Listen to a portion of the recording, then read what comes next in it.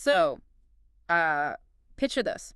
You're strapped to two planks of fiberglass, hurtling down a sheet of solid ice pitched at like a 40-degree angle. Right, which is basically a cliff. Yeah, exactly.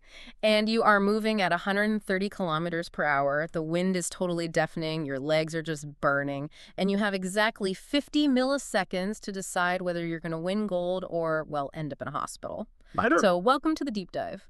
It's just a terrifying scenario, honestly. Yeah. But what's truly mind-bending is the biology keeping you alive in that specific moment.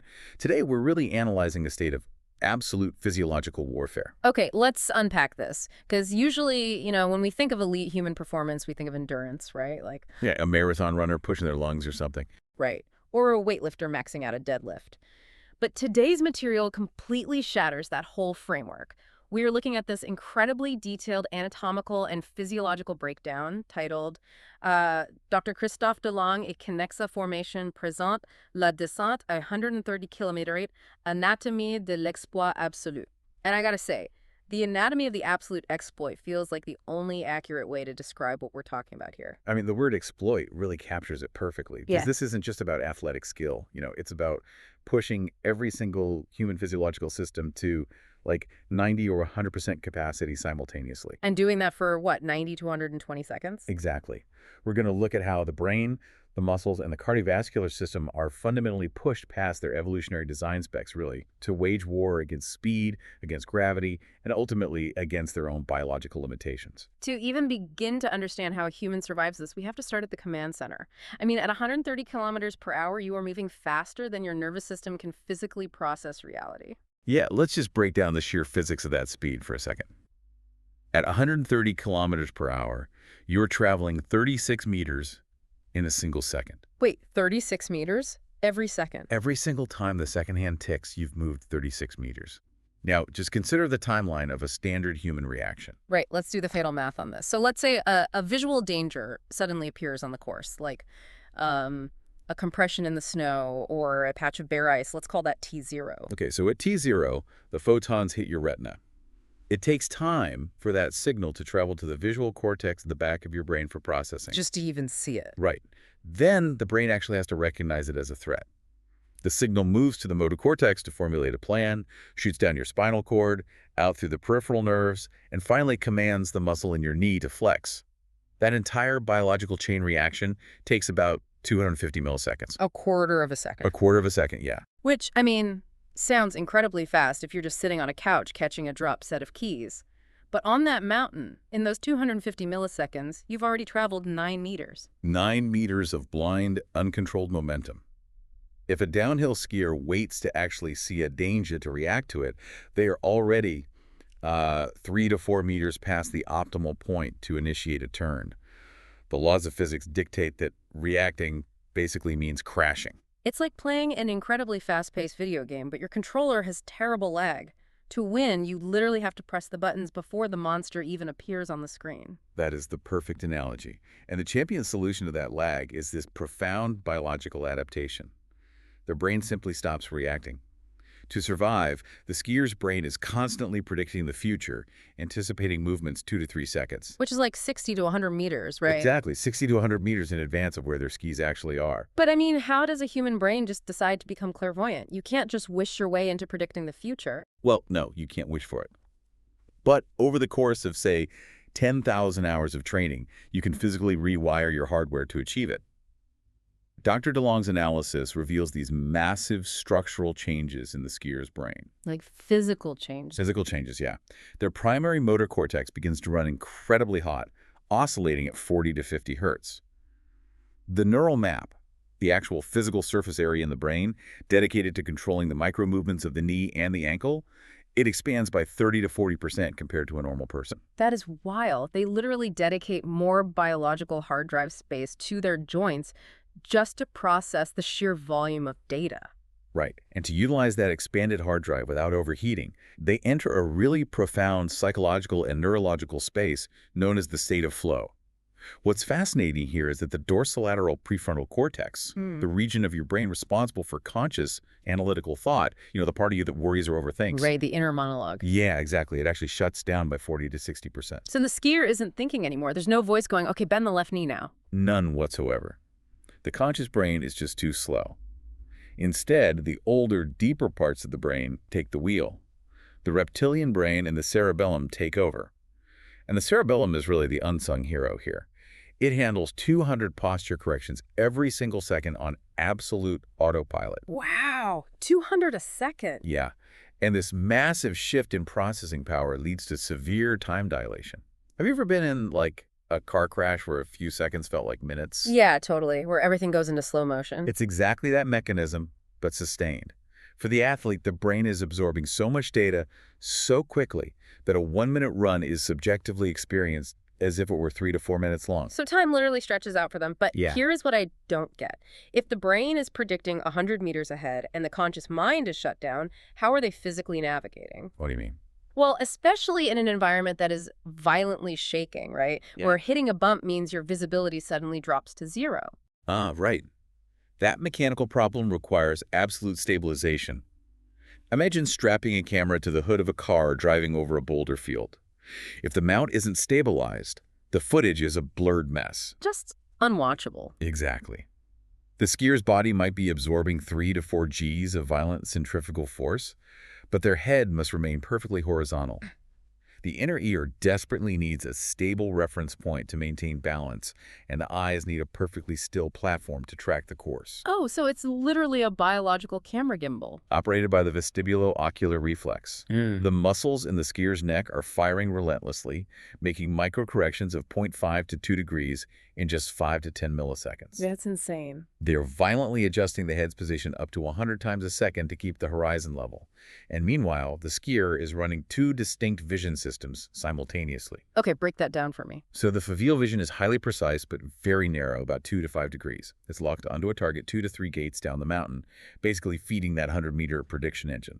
While the peripheral vision is taking in the immediate blur. Correct. The peripheral vision, which covers 120 to 180 degrees, isn't looking for details at all.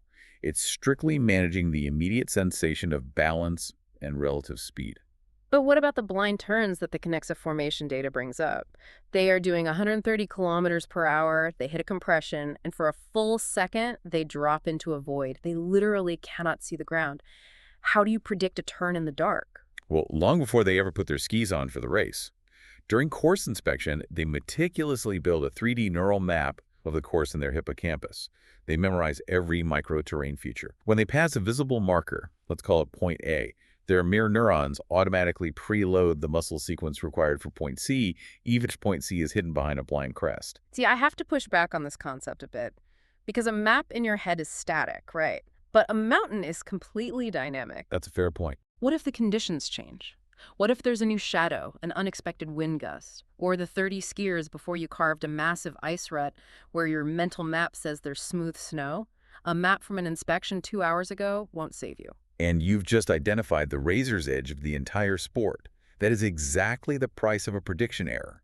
If the physical reality of the snow no longer matches that neural map in the hippocampus, the preloaded movement fails. And then what? Suddenly, the skier is flying blind at 130 kilometers per hour, and we are right back to the conscious reaction time problem.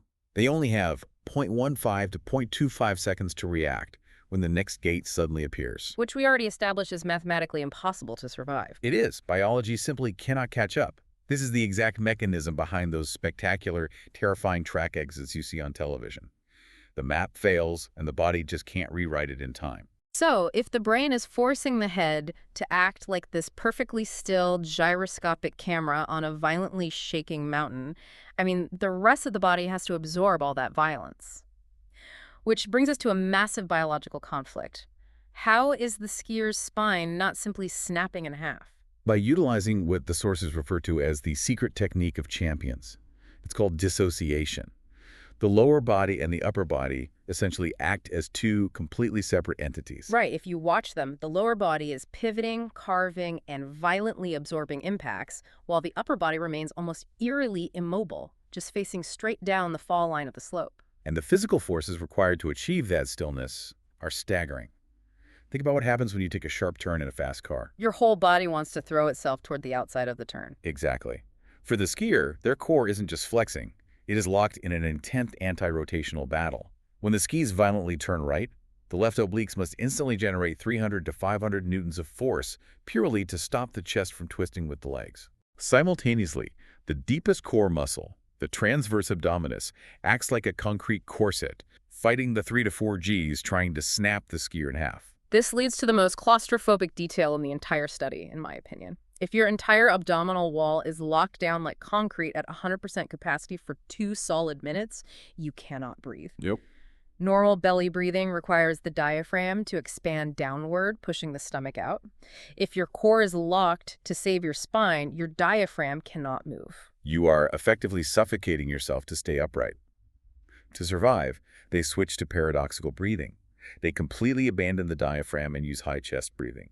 They rely on the tiny intercostal muscles between the ribs and the scalene muscles up in the neck. That sounds awful. Imagine trying to sprint while only breathing through the top 2 inches of your lungs. They take rapid, shallow breaths, 40 to 60 cycles a minute, but they're only moving 500 to 800 milliliters of air per breath, which is less than half of a normal deep breath. You're telling me they are doing the most physically demanding thing imaginable, fighting G-forces, all while basically breathing through a biological cocktail straw. Yes, but they do have a trick to combat this, the Trish technique. Right, the microdecompression. Exactly. In the tiny fraction of a second between 2 turns, when the skis transition from one edge to the other, gravity provides a microscopic window of relief. In that 0.5 to 1 second window, the skier forcefully erupts an exhalation through the mouth like tsh, followed by a violent intake of air before instantly relocking the concrete corset. It drops the muscular pressure just long enough to let a hit of oxygen slip into the bloodstream. It's a survival mechanism. Yeah. But if we connect this to the bigger picture, it reveals a terrifying risk. Under extreme psychological stress, the human body's default reflex is to hold its breath. It's an involuntary apnea. In a downhill skier under pressure, this involuntary breath holding can last 8 to 12 seconds. If you're holding your breath for 12 seconds while burning that much energy, You induce rapid cerebral hypoxia. You are literally starving your own brain of oxygen. Lucidity plummets, focus shatters, and you basically invite a fatal mistake. which perfectly sets the stage for disaster, because if oxygen is being cut off, what breaks first? What is the weakest link in this whole chain? The weakest link is the primary guardian of the knee joint, a highly specific muscle called the vastus medialis obliquus, or the VMO. This is the teardrop-shaped muscle on the inside of your thigh, right above the kneecap. And Dr. DeLong's breakdown explains why it is so critical. The fibers of the VMO are angled at 50 to 55 degrees. It is the single sole muscle in your entire leg capable of pulling the kneecap inward. That's right. If it fails, your kneecap is guaranteed to dislocate outward under the G-forces of the turn. And the precision required from this muscle is a matter of milliseconds. When a skier enters a turn, the VMO must activate simultaneously with the massive muscles on the outside of the thigh. The tolerance for delay is less than 5 milliseconds. 5 milliseconds. I mean, that's practically simultaneous. If the VMO is delayed by even 10 to 30 milliseconds, the outer leg muscles overpower it. The kneecap gets dragged out of its protective groove, grinding bone on bone and creating abnormal, destructive friction. Here's where it gets really interesting. Because keeping that muscle firing on time sounds easy until you look at the vascular drama happening inside the leg. When the skier is mid-turn, fighting those 4 Gs, the VMO contracts so hard that it generates an internal pressure of 80 to 120 millimeters of mercury. Wait, let's contextualize that for the listener really quick. Arterial blood pressure, the pressure of the blood trying to pump into those tiny vessels, is normally only 60 to 80 millimeters of mercury. Exactly. It's like having a high-performance sports car, but the harder you press the gas pedal, the more the engine physically pinches its own fuel line closed. The muscle's own contraction squeezes harder than the heart can pump. Blood simply cannot get in. Oxygen completely stops. And when oxygen stops, the muscle is forced to switch to anaerobic metabolism to survive. It floods the surrounding tissue with lactate and hydrogen ions. The environment inside the leg becomes highly acidic. The pH drops from a normal 7.0 down to a toxic 6.5. Just imagine the most intense, fiery burn you've ever felt 30 seconds into a wall sit. Now magnify that and realize the skier can't stand up to relieve the pain. They have to push harder into it. That acid bath does more than just burn, though. It physically breaks the communication line between the brain and the muscle. The acidity disrupts the release of calcium and blocks acetylcholine receptors. The brain is screaming at the muscle to fire, but because of the acid, the nerve transmission is scrambled. The muscle reacts late. And as we established, a late reaction means a dislocated knee. To see how close they are to disaster, look at the biomechanics of a single turn. Phase 1 is the entry, absorbing the initial shock. Phase 2 is the middle, the isometric hold where that acid burn reaches its absolute peak. But Phase 3 is the exit the concentric kick. Oh, that's the danger zone. It is the ultimate mechanical vulnerability. To exit the turn and accelerate, they forcefully extend the knee from a 40-degree bend to just 10 or 15 degrees. Biomechanically, that final bit of extension is precisely when the kneecap is the absolute least secure in its anatomical groove. Yikes! If the VMO is starved of oxygen, soaked in acid, and fatigued right at that specific split second, a catastrophic dislocation at 130 kilometers per hour is highly likely. Because the VMO is strangling its own blood supply and the core is exhausted from the paradoxical breathing, there is a literal countdown timer to catastrophe, like a physiological red zone. The chronology of collapse is frighteningly predictable, actually. At roughly 45 seconds into the race, the first alarm sounds. The VMO loses 15 to 20% of its power. The kneecap begins to drift slightly outward. To the skier, this registers as a heavy pull, a manageable discomfort. But then you hit the 60-second mark. The critical zone. Power loss hits 30 to 50%. The activation delay we talked about earlier stretches to a dangerous 30 to 50 milliseconds. The kneecap is now physically sliding laterally out of the groove before the muscle can desperately drag it back. This causes microtraumas in the joint and a sharp, acute pain in holes. Think of a side stitch, but located inside your knee joint. And if the race pushes past 75 to 90 seconds? The muscle yields. The delicate balance between the inner and outer thigh completely collapses. The kneecap derails. At best, the skier suffers acute patellofemoral syndrome. At worst, a torn ACL or a massive dislocation. So how do the champions even make it across the finish line? Dr. Delong points out they are physically built differently to survive this acid bath rite. Their VMO isn't just stronger, it has 50% more muscle fibers. They develop 40% more capillaries to force whatever blood they can through the tissue, and 50% more mitochondria to generate energy despite the toxic pH level. But even with those mutant-like biological adaptations, there is an ultimate betrayal at the end of the run. In the final 15 to 20 seconds of the race, the screaming, suffocating leg muscles demand so much oxygen that they literally vampirize the rest of the body. Up to 85% of the athlete's total blood flow is diverted entirely to the legs to prevent collapse. Wait, hold on. Blood is a finite resource. If the legs are stealing 85% of the blood, what happens to the brain we talked about earlier? The command center that needs to predict the future 100 meters in advance. It suffocates. Oh. This is the darkest, most revealing statistic in the entire kinexa formation analysis. The brain, suddenly starved of oxygen and blood flow, physically slows down. The skier's reaction time plummets from an elite 150 milliseconds down to a sluggish 300 milliseconds. Working memory begins to fail. Judgment degrades. It's a complete biological power failure. Precisely. The legs survive by sacrificing the brain. And this is exactly why 60 to 70% of the most severe crashes happen in the final 15 to 20 seconds of a downhill race. The brain simply doesn't have the oxygen required to sustain the illusion of control anymore. So what does this all mean for the psychological state of the athlete standing in the start gate? I mean, to voluntarily subject yourself to a countdown timer of oxygen deprivation and guaranteed agony, you have to be wired differently. It creates the ultimate mental paradox. During the run, they experience adrenaline spikes of 500 to 800%. Their heart rate pushes 195 beats per minute. Their blood pressure is through the roof. Biologically, they are experiencing absolute primal panic. But they can't afford to panic. If they tense up in fear, the rigid dissociation mechanics we discussed will shatter and they'll crash. Exactly. So using that prefrontal cortex, the brain actively inhibits the amygdala. It turns off the fear center. Yes, they literally switch off their own conscious capacity for fear while remaining saturated enough in stress chemicals to stay hypervigilant. It is a calculated tightrope walk over an absolute abyss. It really circles back to the core theme presented by Dr. Christophe Delong and Kinexa Formation. The downhill skier isn't just an athlete, they're a hybrid being. They have trained their brain to override physiological panic for 90 seconds. Very well put. They pay for it in extreme pain, they risk catastrophic structural injury, and they are fueled by a massive neurochemical addiction to adrenaline and endorphins that pushes them to get back in the start gate and do it all over again. It is the absolute exploit of human design. It really is. And it leaves you with a pretty staggering thought. We just learned that the human brain can intentionally turn off its own fear center, completely alter the flow of time, and remap its physical structure just to survive a 90-second plunge down an icy mountain. So if our biology is that malleable under extreme physical duress, what other impossible limits in your everyday life are actually just software problems waiting for the right level of focus to be rewritten? Let that sink in.